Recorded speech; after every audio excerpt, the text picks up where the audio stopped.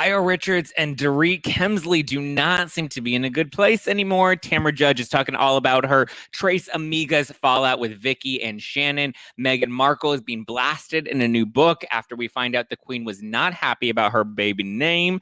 And we're going to talk Traitors Season 2. I hope you are ready, Freddie.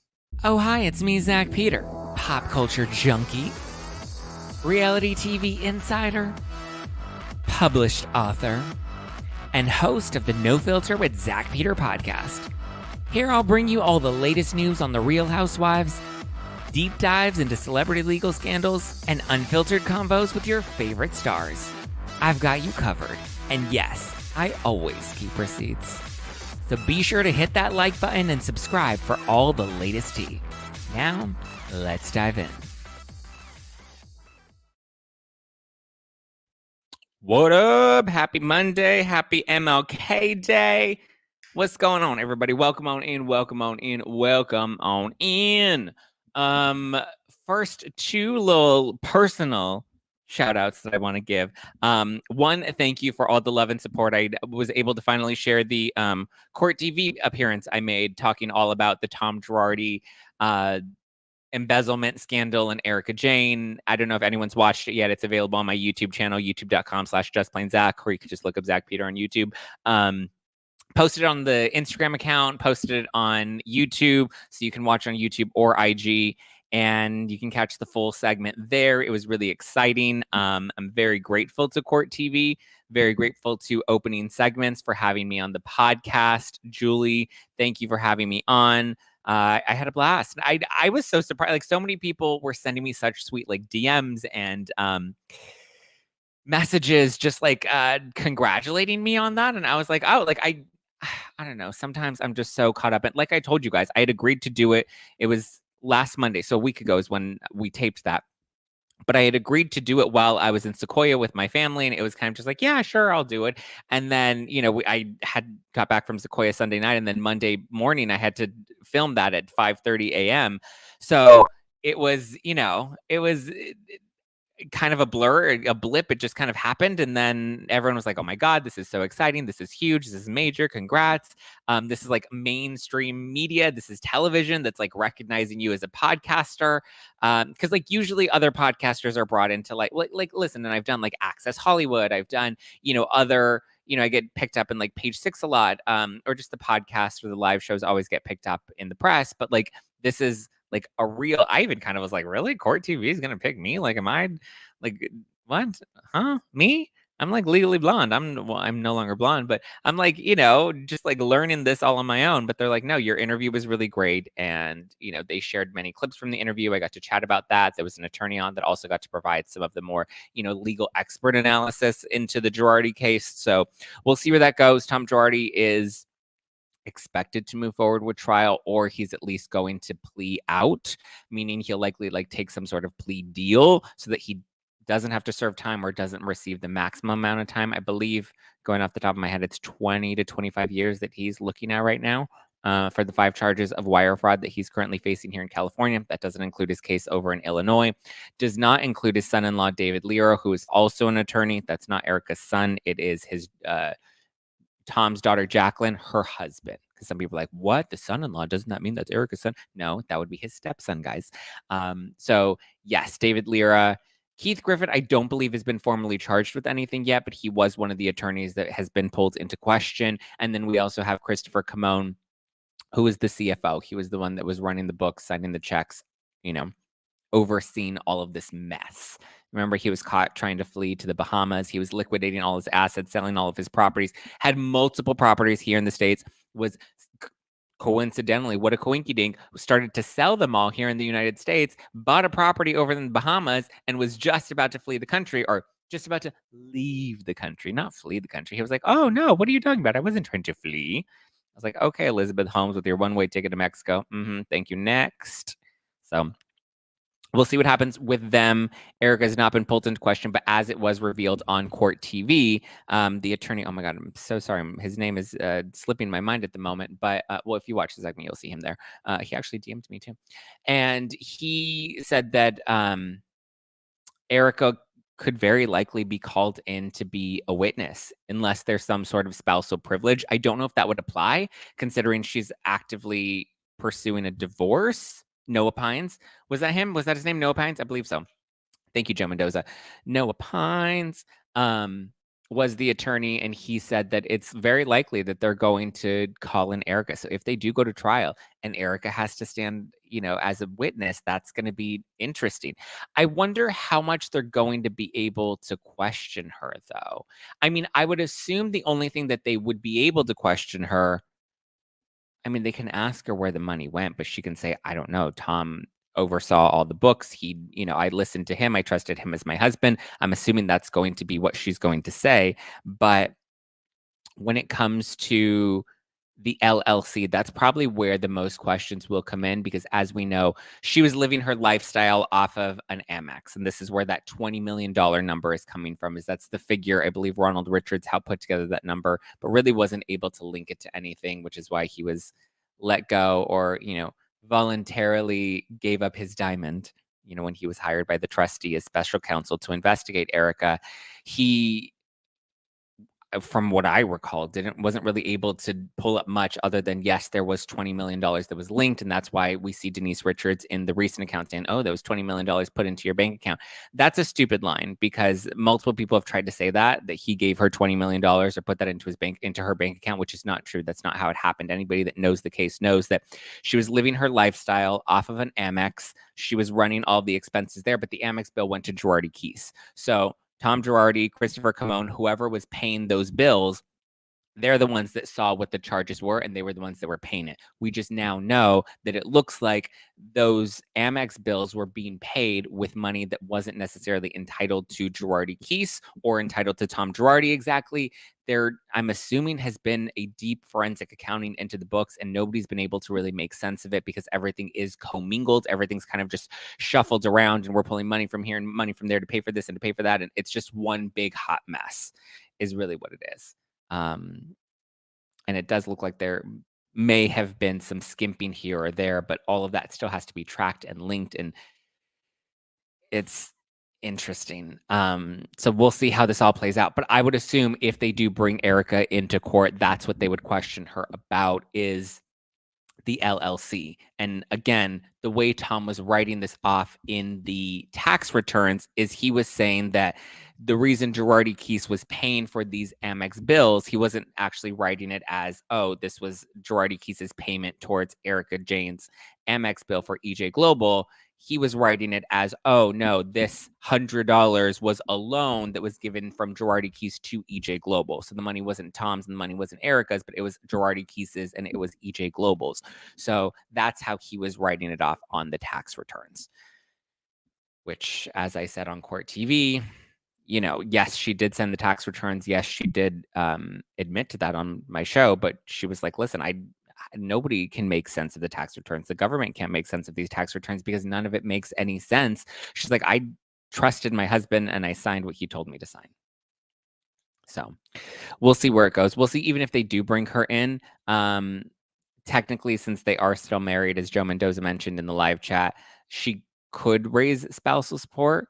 I mean, I don't know. They are technically married, and people are asking, why hasn't she divorced him yet? That's because the courts have made the alleged embezzlement scandal the priority in all of this. The trustee is focused on closing out the Girardi Keese stuff, closing out Tom Girardi's personal debts. Once both of those are done, then they'll likely move on to the divorce. That's why the divorce has not been moved forward, because then they want to make sure, does she have any property? Is there any property that she's entitled to? As they're liquidating all the assets, it's very unlikely that she's going to get anything from his estate. However, these are still the legal formalities that need to kind of unfold. So, yeah. Danielle asked, which lawyer did Zack do his last podcast with? The woman who wears darkened glasses, Emily D. Baker or something. Yes, it's Emily D. Baker. She is one of my faves. She's a friend. She's one of my go-tos when it comes to the legalities of it all. Emily D. Baker, Daniel Feruzin, Justin Paperny, all great guests that I've had on this podcast, all, very knowledgeable with the legal world, all legal commentators, done deep dives with all of them. But Emily is a dear friend, and I've had her on the show before. Emily D. Baker. Emily D. Baker. Okay. But yeah, that's Court TV. That's Girardi Keys. That's Erica. Thank you guys for the love for the Court TV appearance. You can watch it now on my YouTube channel, which very exciting. Thank you, Julie Grant. Julie Grant, thank you, thank you, girl. Also, just had a little personal moment because I was at the gym this morning. I was at Orange Theory this morning, and I decided today was strength 50, which is solely a weight class, not because usually they're hit interval classes, high intensity interval training. And so half of it's like on the treadmill and doing cardio, and then half of it's strength training. But I did a strength 50, which is straight strength all the way through, and it was upper body. And today I remember starting at Orange Theory, and last summer, I think I started in September, October-ish, and I started doing it like twice a week with just the regular HIIT classes before I started doing more of the strength training classes. And my dumbbells were 15. I would only do 15 dumbbells. That's it. I think at best I would push myself to like a 20 dumbbell.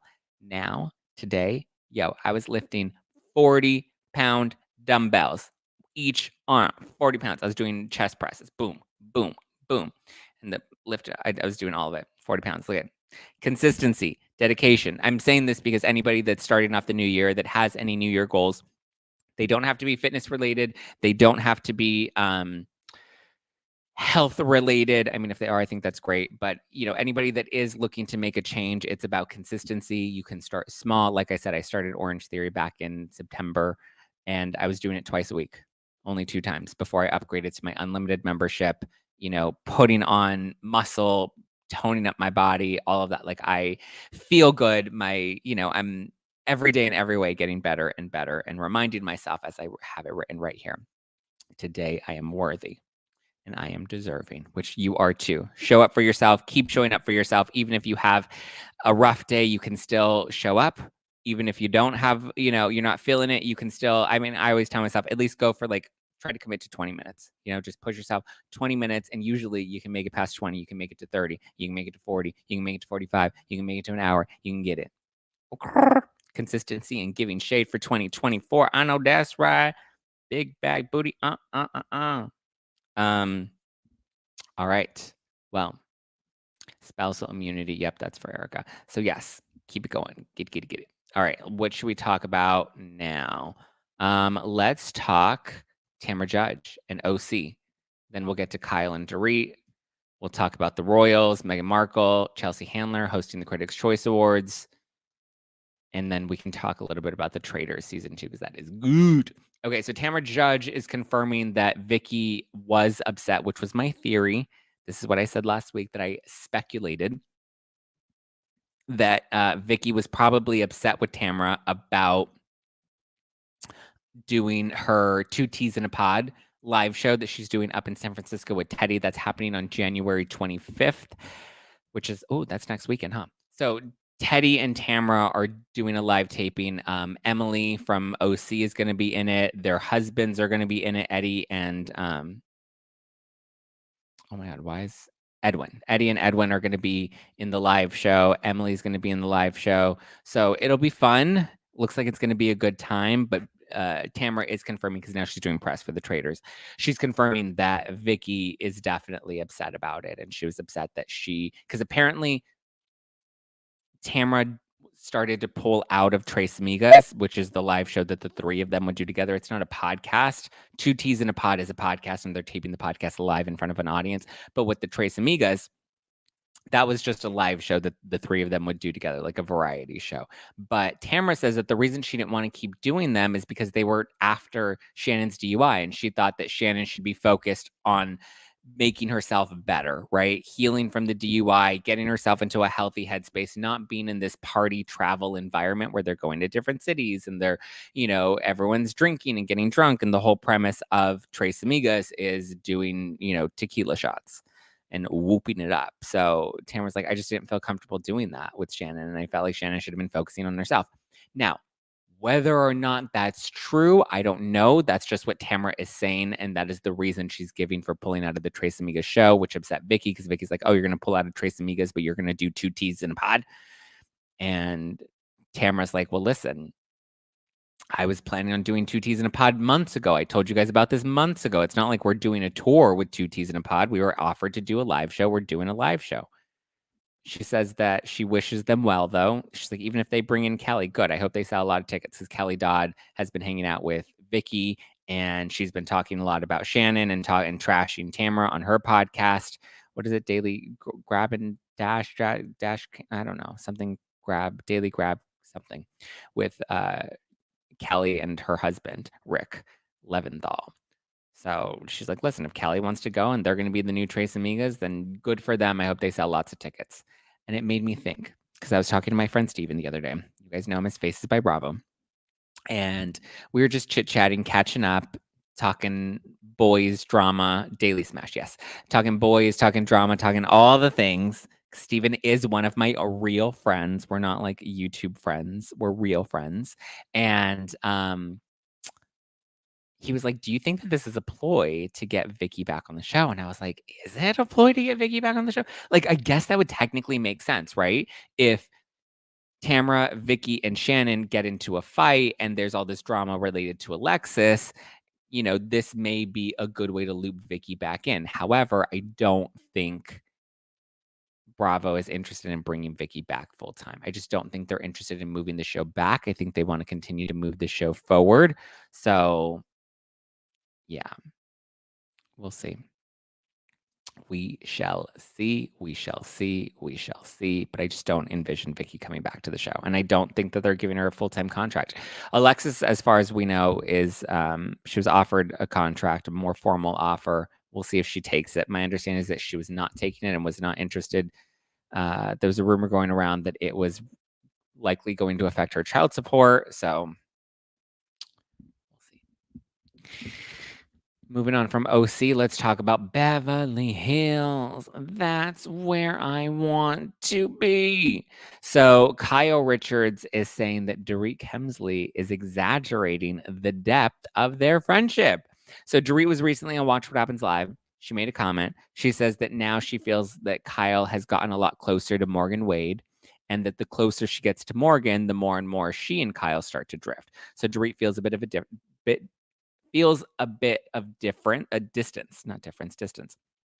And she says that, you know, she loves Kyle. She's like, Kyle, I love you, but like, that's the truth. We're not as close as we used to be. We used to take trips all of the time, which is something she said on the show. I believe in one of her confessionals where she was just like, I just feel a distance from Kyle. And we used to go on trips all the time and we used to hang out and it was always a good time.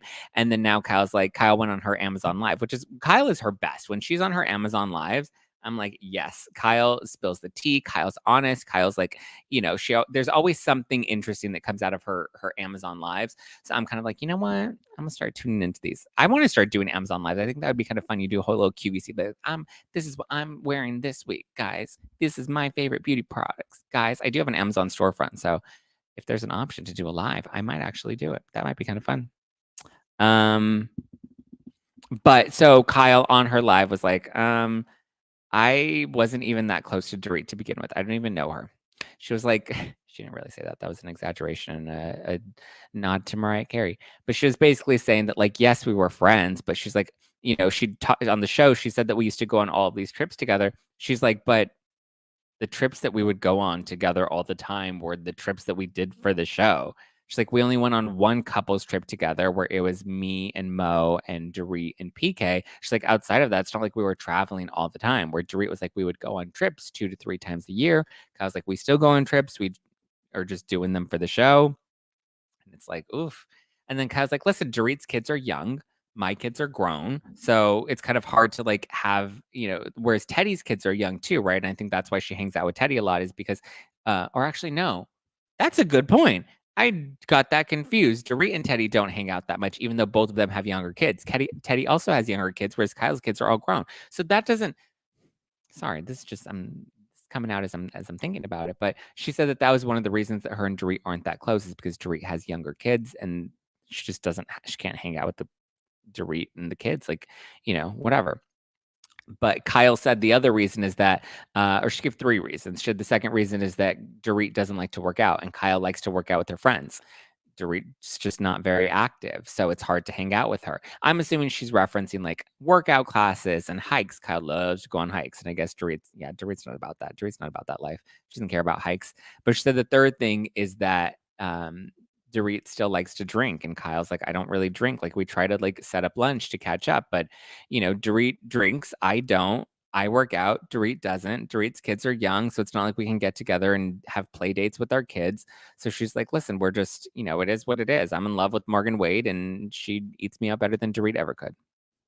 JK, JK, kidding. But yeah, Dorit does look great. Dorit does not need to be working out because she looks damn good as it is. She has to be doing something though, right? Because she's still got like a tight body. She's got a little bit of muscle mass and tone. It's very little, but like, it's something. But yeah, it looks like the Fox Force 5 is not really Fox Forcing anymore. Kyle and Teddy still seem to be good. Dorit kind of seems to be hanging off a bit. Erica seems to be close with Teddy and seems to still talk to Kyle. Erica and Lisa Rinna are still really close. So I don't know. Dorit doesn't seem to talk to Rinna or really hang out with Erica all that much. Yeah, we don't really see much of Dorit and Erica. Interesting. Well, we'll see what happens, but it doesn't look like their friendship is that close anymore. It looks like the Fox Force 5 has definitely had their alliance fractured or their friendships fractured. I think BravoCon last year had a lot to do with it, with Dorit making the comment about Teddy's fashion and then Erica making the comment about Dorit and PK's marriage. So I think at this point, it's just kind of gone off hill. I'm curious what you guys think about Lisa Rinna not being on the show this season. A lot of people are saying that like this is one of Beverly Hills' worst seasons ever, and it's not very interesting.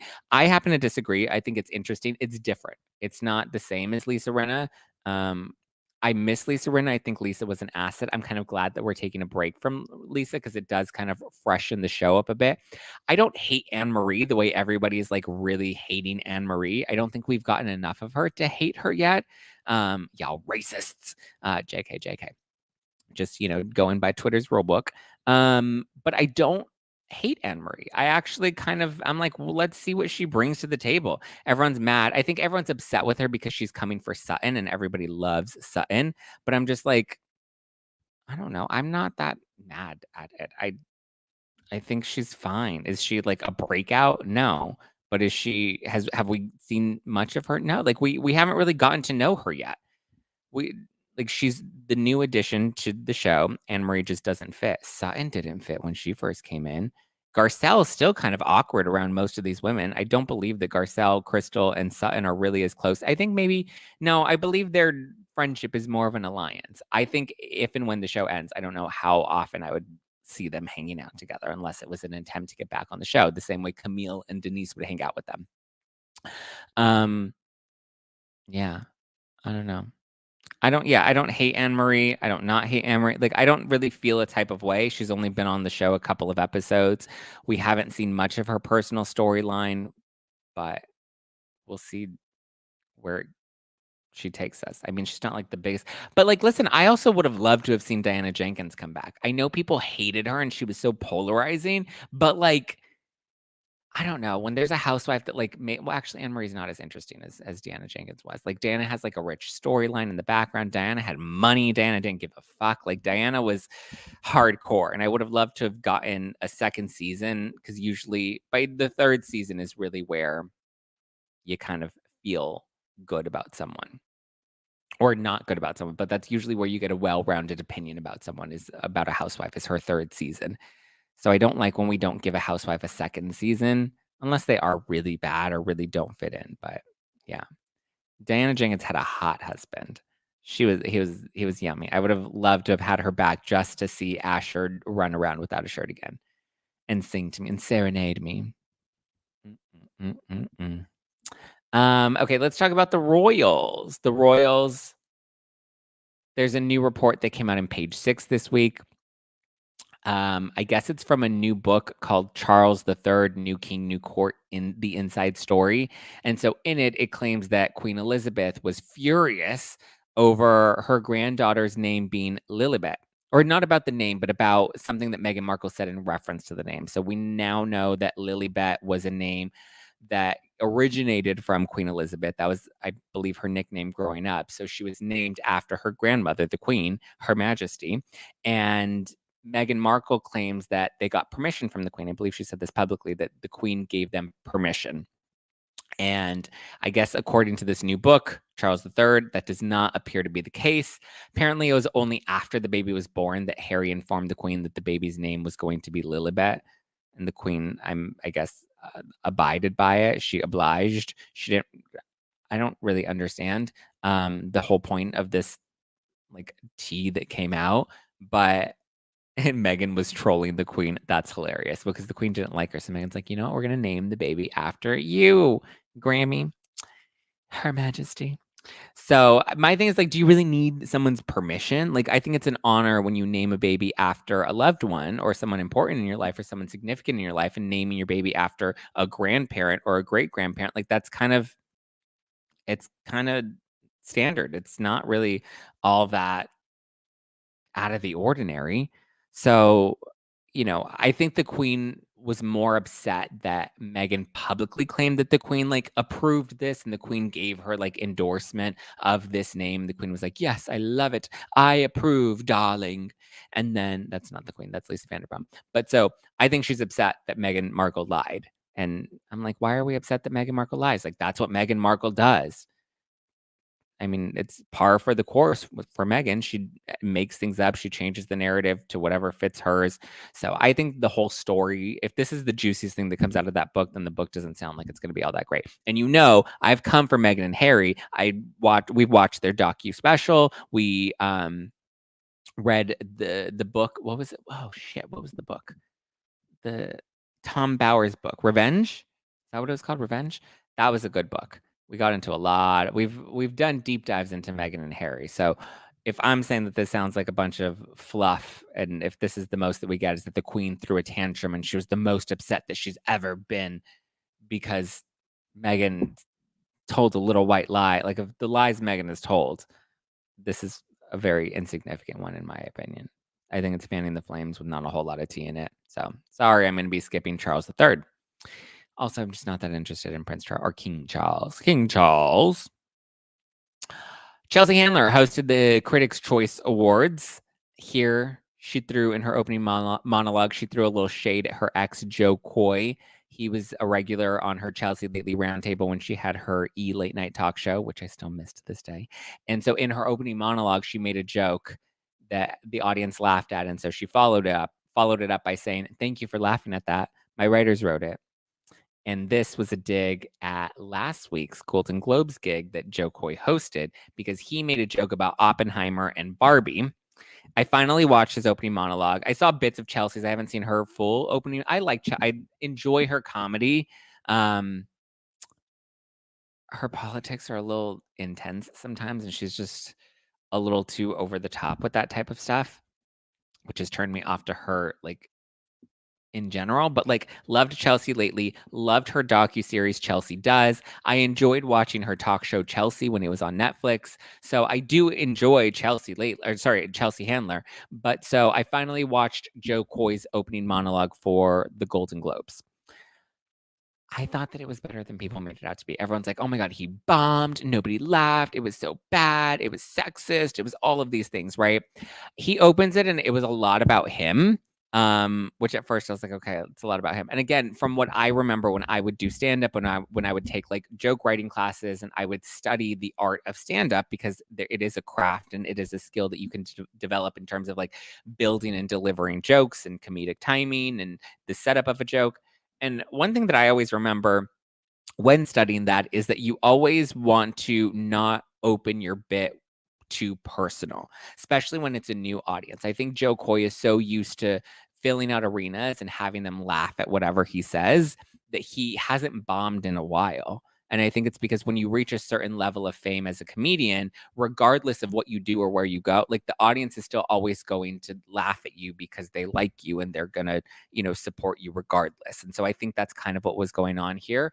But so, and like I said, when you open up a stand-up set, you usually don't start personal. You usually start very general so that people will laugh at you and you kind of warm up to the audience. And then you start to make a little more personal jokes as the set goes on, whereas this was a little bit of an opposite. He opened it being very personal and talking about how he used to watch award shows growing up and his mom always knew that Meryl Streep was going to win and whatever. So So it was a lot about him, but it did get a lot better the later the monologue went on. And then we get to the Barbie stuff, right? He made some jokes about Barbie. I didn't think that they were that bad. Some people like those jokes were sexist. He said the word boobies on stage. And I think any joke, any and every joke, and this is why stand-up comedy clubs no longer allow people to take phones in, or they like restrict them from filming, is because I feel like at this point, every joke you can misconstrue it if you take it too seriously. And we have to forget, or we have to remember, and we can't forget that jokes are not meant to be taken with the weight that I think some people take them with. And so they're meant to poke fun at things. They're meant to bring levity to heavier situations. Like Joan Rivers was always very big on that, about like, we have to be able to make fun of tragedies. Otherwise, we would just be sad all the time. Like, we have to be able to laugh at these things. We have to be able to laugh at ourselves. I think that Golden Globes and Critics' Choice Awards and all this stuff, they've had worse, like more ruthless comedians hosts. Ricky Gervais was like one of the most ruthless and toothless. And listen, he was great. I always enjoyed it. I didn't think that Joe Coy's opening monologue was as bad as people were making it out to be. Now, his Barbie jokes did fall a little flat. Like, some of the people weren't laughing that hard, but also like, fuck off. Like, you're a bunch of actors. You're making so much fucking money. You're not even paying for these expensive dresses that you're wearing. Like, your life is good. You can take a few jokes, okay? Take it on the chin and take a little cum on your chest. Like, you're fine. You're doing okay. If somebody wants to make a little joke about you, it's really not that bad in the grand scheme of things. That's not to say that people should bully you, but a comedian making some jokes is not bullying. I think people throw that around a little too loosely, right? But like I said, every joke can really be misconstrued if we take it too seriously, and we need to stop taking jokes too seriously and just like find the fun in life again, be able to just laugh at things again. But there were a couple of Barbie jokes that he made that did fall a little flat, to which he responded on stage. And I think this was off the cuff. I don't think that this was in his set. He wrote, some I wrote, some other people wrote. And it was basically to address like some of the awkwardness in the room and to kind of keep the show moving, which is a thing comedians do. He added that he just got the gig 10 days ago, and he jokes that the jokes that he made that people laughed at were the ones that he wrote, and the ones that people didn't laugh at were the ones that the writers wrote. So he kind of took a little dig at the writers, which is why Chelsea Handler coming in being like, thank you for laughing at that. My writers wrote it. I mean, I don't think he should have thrown a dig at the writers, but it was off the cuff. It wasn't the best jab to take, especially because the writers work very hard. And if he did just come in 10 days ago, then they had to have a bunch of jokes lined up just to have on hand until they were able to settle on a host. But I mean, especially like the Globes and award shows like this don't really leave it open for off the cuff jokes. So you really just kind of have to stick to the script. So it was a little even more awkward that he went off script, because these things are meant to be very, like very much, because they're live, right? This was aired live. They're very much, like scripted and segmented, and every line and every delivery of a joke, like nothing's really off the cuff, especially when you're the host. Like when you're the host, like they definitely want you to make sure you stick to your script. And that's why they have other writers come in, write jokes for you. Everything has to be approved beforehand. Legal has to approve all of it. Like there's a lot that goes into these things. But at the same time, on the other end of it, these comedians are hired not just to be entertaining and to make people laugh, but they're hired to drum up headlines. Which, listen, at the end of the day, we're still talking about it. Joe Coy did his job and he drummed up some headlines. He got everybody talking. I wasn't mad about it. I thought he did fine. He's a stand-up comic. He's not a TV host. It's a tough gig. I think he did fine, considering how badly some of his jokes did bomb. I think he carried it well and went full steam ahead. I think especially a comedian at his caliber that has his level of comic success and is able to sell out stadiums after stadiums and theaters, like, he's not used to bombing anymore. He's used to like still really hitting the crowd and making a mediocre joke that people are still going to belly laugh at, because he's Joe Coy. So he doesn't have like that mainstream fame, and he's not like a TV host. He's not a Jimmy Kimmel. He's not a Ricky Gervais. He's not a Jimmy Fallon. So, interessante. We'll see what happens. We'll see where it goes from here, though. Who gets to host it next year? But Chelsea did fine at the Critics' Choice Awards. She always does fine. She's good at that. And she knows how to keep it woke enough to keep people on her side. Okay, let's talk Traitors season 2 before we wrap, because I've been loving it. I finally binged the first 3, not 4 episodes. I think there are only 3 episodes that are out so far. So good. Okay. Love this season. Season 1 had like half reality stars and half like normal people. I love this season without the normies. We don't need the normies. Nobody cared. Like nothing really came of it for them afterwards. I mean, some of them had their like moments, but like it was fine. The interesting, and I think I like that we don't have the normies, because remember at the end of season 1 when Cirie won, and Cirie is a reality star veteran. She was on Survivor, right? She's a veteran, or she wasn't Big Brother. She was Survivor. I believe she was Survivor. But so she's seasoned, ruthless and toothless, going all the way to the end, was like gonna win. And then you have 2 of the normies that were faithfuls. And because the whole premise for people that don't know the show is you have a group full of people, they all go stay in an Irish castle. It's hosted by Alan Cummings, and 3 people are selected to be the traitors. And so it's a game of deceit. They have to pretend that they're quote unquote faithfuls as everybody else in the castle is. Everyone's a faithful. And so the point of the game is to stay a traitor and to stay undetected and not be outed as a traitor, because at the end of every episode, they have a banishment where everyone has to band together and pick one person that they vote out with the intention of trying to get out a traitor. And so, because if the traitors make it all the way to the end of the game, they win all the money. If any of the faithfuls make it all the way to the end of the game, whoever's left, they get to split the money. But if there's a traitor amongst them, then the traitor takes everything. So we have season 2. It just started. We have Phaedra Parks from Real Housewives of Atlanta and Married to Medicine, who's been selected as a traitor. She's fucking killing it. She is killing it. Okay. Castle in Scotland. Sorry, Scotland. Who else? Oh, there's the guy Tom. Where is he? He's from Big Brother. He's a traitor too. So those are the 2 traitors, and then they recruit somebody else who I think was also in Big Brother. I don't know. Aside from like the Bravo people, I wasn't really familiar with a lot of the other reality stars, but I just like that it's all reality stars and we don't have that mix, because like we saw at the end of season 1, we had 2 of the normies that are like, I'm here to win for my family. And then we had Cirie, who's a seasoned veteran. She won. She was a traitor. She made it all the way to the end. People trusted her and thought that she was really her friend. And she was really like, they would confide in Cirie. And so at the end, they believed that she was faithful, which was her job. Her job was to deceive everybody and make it to the end to win the money. So in the end, when she won the money, then the 2 faithfuls that were left, which were 2 of the normies, they were just like so like hurt, and they were like crying. They're like, you deceived us and you were you hurt our feelings. And I'm just like, guys, you're on a game called the Traitors. The whole point is to become a traitor and to make it to the end. So I thought that was stupid. So I'm glad that like everybody's on the same playing field. Everyone's a normie. There is one, he's an athlete, right? He's like a pro something. He's in the game and he is acting like a normie, because he's like crying every time somebody leaves and they send home a faithful and they think that it's a traitor, because again, they have to vote at the end of every episode one person that they believe is the traitor in the group, and then at the end they have to tell them, are you a traitor or are you a faithful? And so far everybody's been a faithful. Nobody gets the traitors up front though. Like that's the whole point of the traitors, is you have to play a good enough game to make it as long as you can.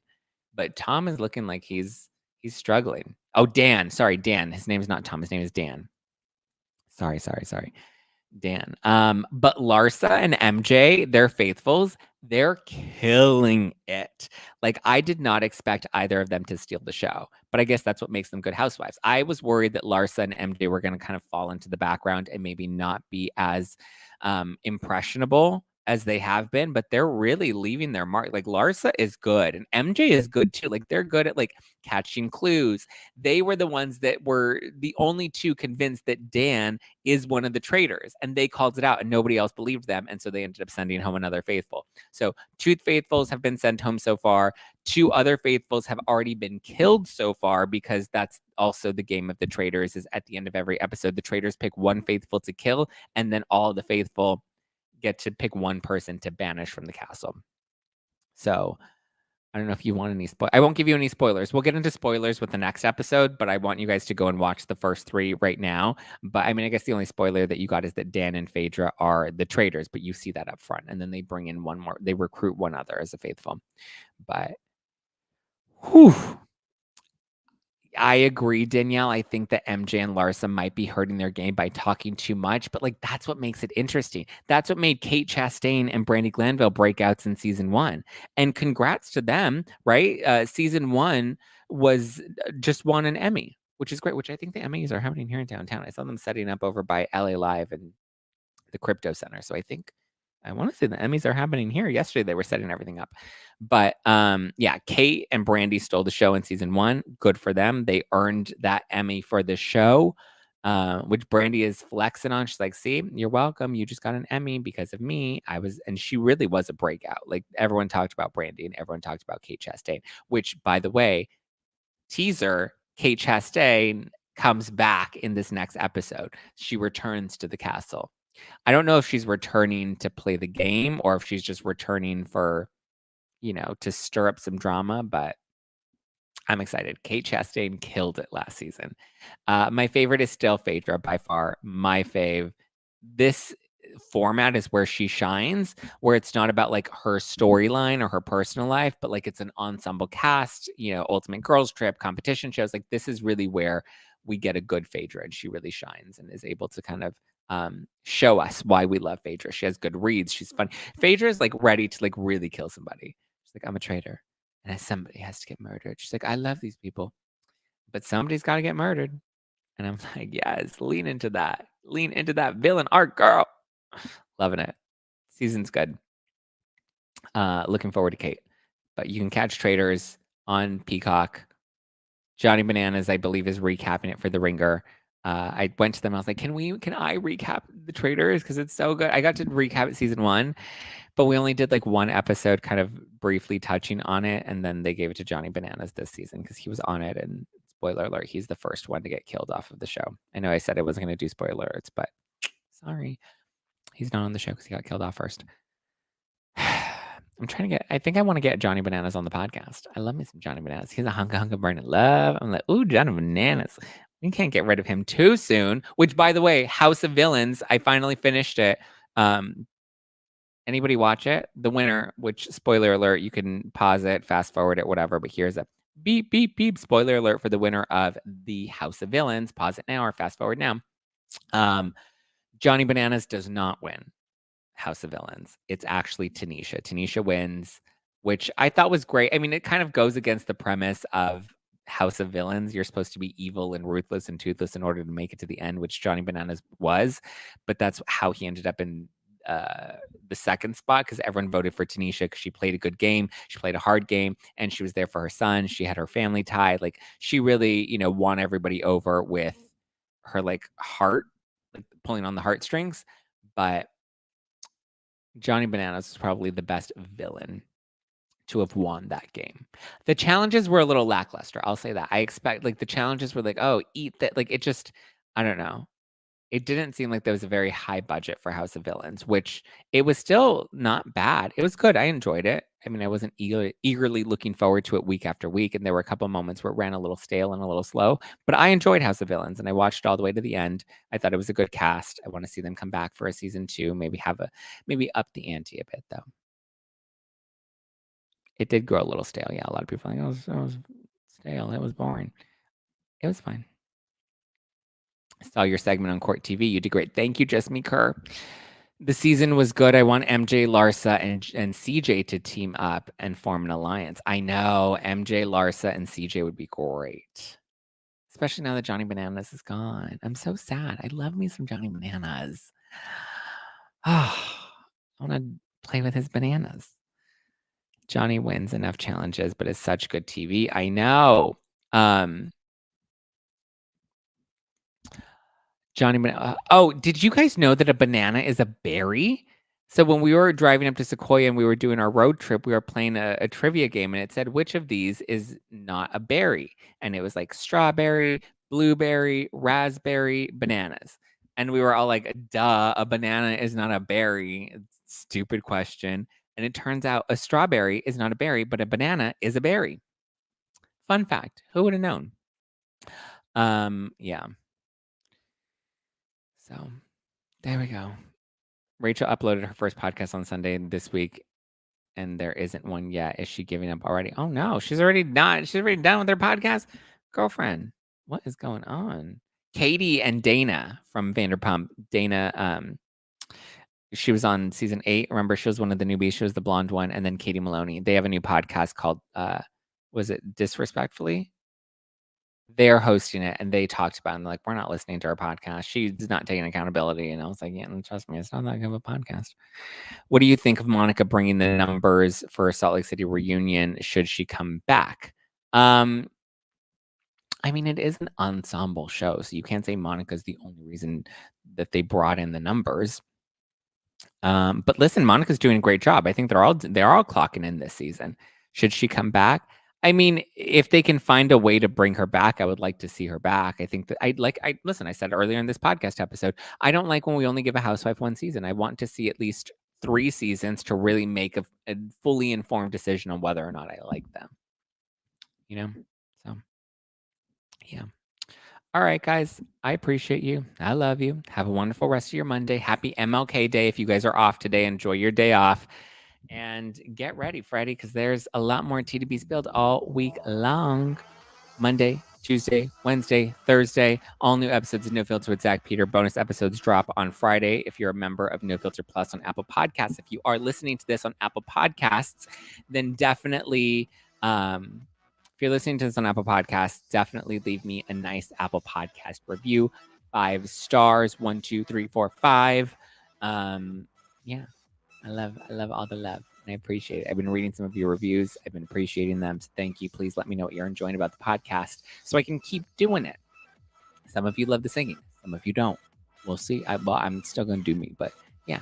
Thanks, guys. I love you. You can always follow me at Just Plain Zack all over the internet. Follow the podcast at No Filter with Zack. Get merch in the link in the description below. You can get your merch.